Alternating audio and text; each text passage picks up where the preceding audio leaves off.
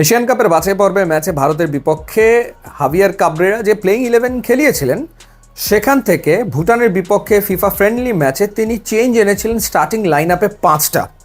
আর এবার ভুটানের বিপক্ষে যে একাদশ ছিল সেখান থেকে সিঙ্গাপুরের বিপক্ষে একাদশে তিনি চেঞ্জ আনলেন 3টা।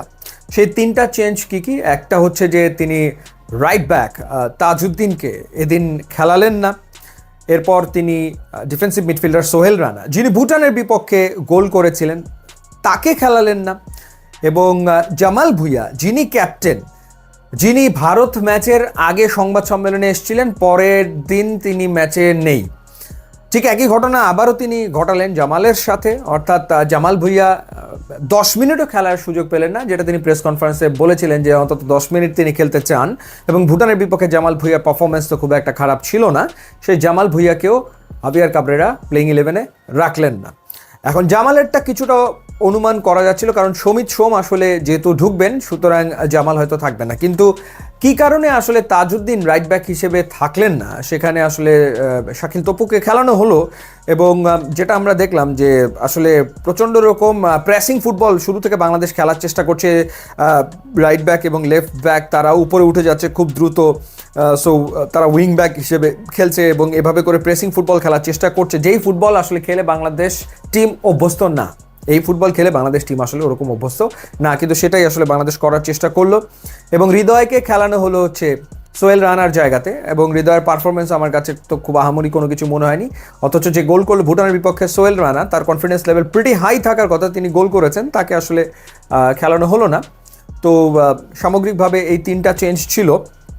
এবং ফাহমিদুলকে স্টার্টিং 11-এ তিনি রেখেছেন। এবং দুটো ম্যাচ দেখার পর মনে হচ্ছে যে হ্যাঁ, ফাহমিদুল হয়তো আরও পরিণত হবে, যত ম্যাচ তিনি খেলবেন বাংলাদেশের জার্সিতে আরও পরিণত হওয়ার সুযোগ ডেফিনেটলি তার রয়েছে।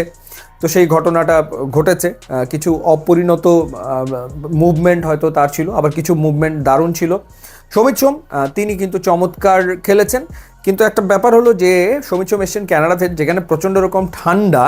সেই সমিত সোম বাংলাদেশে এসছেন এবং সপ্তাহখানেক ধরে তিনি এখানে আছেন। এই প্রচণ্ড গরমে, তীব্র গরমে, ভ্যাপসা গরমে, যেখানে সবার ত্রাহি অবস্থা, সেখানে সমিত সোমকে পাক্কা 90 মিনিট খেলিয়ে ফেললেন। মানে সমিতকে উঠালেনই না কোচ।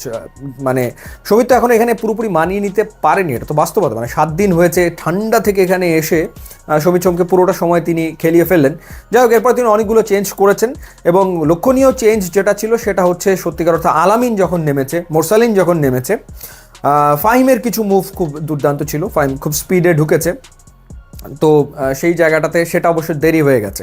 একটা ব্যাপার ছিল যে হ্যাঁ, সেকেন্ড হাফে সিঙ্গাপুর চান্স দেবেই, কারণ সিঙ্গাপুর সবশেষ 10 ম্যাচে যে 16টা গোল কনসিড করেছে, 70% গোল তারা খেয়েছে সেকেন্ড হাফে।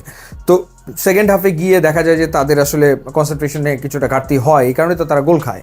তো সেই সুযোগটাও বাংলাদেশ যে পুরোপুরি নেবে চেষ্টা করেছে ডেফিনেটলি, কিন্তু সেটা আসলে হয়ে ওঠেনি। কিন্তু স্টার্টিং লাইন আপের ক্ষেত্রে এই 3টা পরিবর্তন কতটা সিগনিফিক্যান্ট সেটা আসলে বলা মুশকিল। এবং যথারীতি পারফেক্ট স্ট্রাইকারকে না রাখা একাদশে পরপর 3টা ম্যাচে, সেই ঘটনাটাই আমরা আসলে দেখলাম। সো হাভিয়ার কাবরেরার এই স্ট্র্যাটেজি আসলে সামনের দিনে কতটা কাজ করবে সেটা আসলে বোঝা মুশকিল। আর একটা ব্যাপার যেটা, সেটা হচ্ছে যে হ্যাঁ, মানে হামজা, সমিত, ফাহমিদুল যারা এসছেন খেলছেন, মানে বোঝাপড়ার যে ব্যাপারটা, সেটা হয়তো সময়ের সাথে সাথে আরেকটু বেটার হলেই বাংলাদেশ হয়তো ভালো রেজাল্ট করবে। মানে এই জায়গাটাতে বোধহয় ল্যাক কিছুটা থেকে যায় সব মিলিয়ে সামগ্রিকভাবে সব প্লেয়ারদের ভেতরে।